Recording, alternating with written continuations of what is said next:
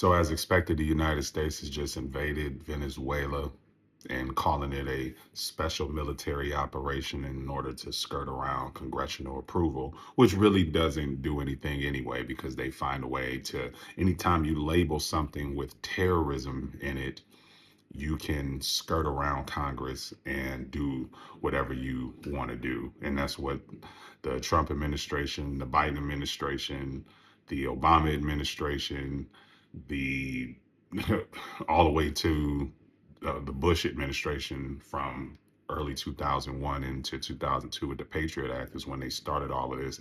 Hey, we label anything as terrorism. We can go ahead and bypass congressional approval and do what we want to do and call it a special military act.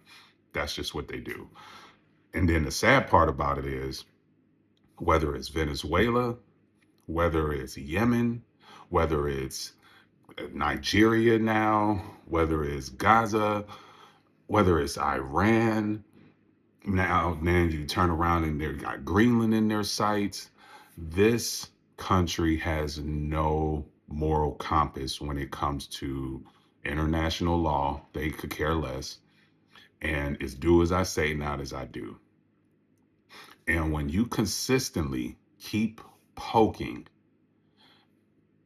US noses in other countries' businesses as if we're the hegemony of the world and US imperialism takes over, you're going to get to a point where we are already a pariah and we're just going to go down with the Israel ship and be attached at the hip, all at the behest of a foreign rogue state, which is completely taken over this country at the behest of white supremacy and multinational corporations. It's never a full blown invasion of a white European country. You never see that. But you always hear about countries that are rich in resources that are non white, and you always hear about some dictator, or we start hearing the terms democracy and fighting for human rights abuses and all this other stuff. But only a handful of people always benefit from these regime change operations. And it's not you and it's not I. We are consistently put in this position of being propagandized by mainstream media for those that watch it, whether you are addicted to Fox News or you are addicted to CNN, MSNBC, they all peddle the same messaging from the State Department and these think tanks that come on as special guests. And these people are on the boards of these defense contractors, of these Atlantic councils, Council of Foreign Relations, and Center for American Progress, all these NGOs and all these think tanks that are there to manufacture consent at the behest of the US government. And here we go again. Billions and billions that lead to trillions and trillions. The debt is not stopping. The debt has exploded over $2 trillion more since he's taken office. These people don't care. This is a war economy. They don't care about the American people unless you have that small group of people that profit off of the technocracy and committing atrocities across the world that lead to multinational corporations coming in and pillaging the resources. What do you think that does when that happens? You come in and destabilize a region, it fuels the migration progress. And it fuels the migration, and it leads to this outpour of immigrants that come to this country. You destabilize their country, so where do you think they're going to go?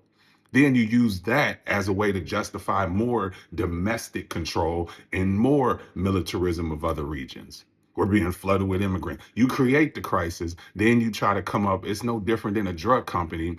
You get people addicted to opioids or fentanyl, then you come up with the Narcan in order to cure it or in order to stop them from overdosing.